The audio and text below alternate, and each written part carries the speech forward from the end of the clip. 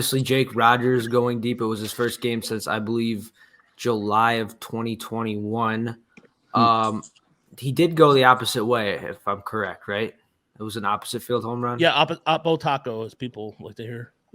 Yeah, that's good to see. Spencer Torkelson, it was 415 foot out, I believe. Absolute blast. And one takeaway I want to take is Eduardo Rodriguez threw 2 innings.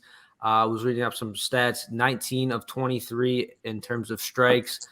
His average fastball was sitting at under 92 miles an hour, which I don't know how much of a concern that really is. I don't think you could probably read too much into that. And then you had Chase and Shreve, Ronnie Garcia, both throw scoreless innings. Those are 2 guys that are going to be vying for the bullpen this year. Matt and Matt Vierling going deep is a good sign as well. Interesting, you think back to the night of the Verlander trade and you hear the names that they got. And that was 2017. And here we are, spring of 23. And we're just now really hoping Jake Rogers is a guy to make the roster and be a part of this club going forward. It's just been quite the rocky road. So it was nice to see him on the ball field today and smack one out. And hopefully, before the injury in 21, he was starting to hit a little. So we'll see if that was real. That'd be wonderful if it was.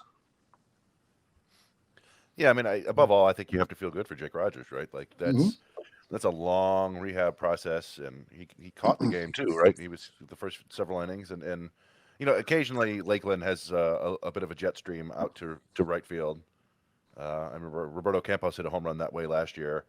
Guys can get it up in the wind and hit it out there, but still, we know Jake Rogers has power, and so that had to feel awesome. And yeah, I mean, it was, the Torkelson thing kind of cracks me up. He's got to feel like the unluckiest player on earth. He hit the ball harder than anybody that game, 415 feet, the dead center, it's an out, then strikes out with his other bat. It's like, well, this is kind of exactly what he was doing in September. But for his first contact of the year, I'll take a 415-foot out. That's a pretty good sign.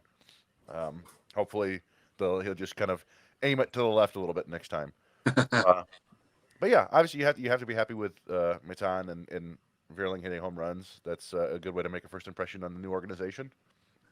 And then just the pitching, not so great, but it was mostly kind of just the randos that they brought in this year. Like Austin Bergner got in there as an emergency, and then sort of Lane Henderson, who struggled.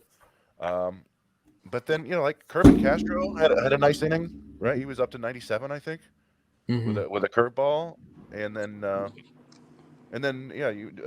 John mentioned Brendan White, and they added him to the 40-man for a reason. He was sitting 95, and that slider was getting swings and misses, so that looks useful.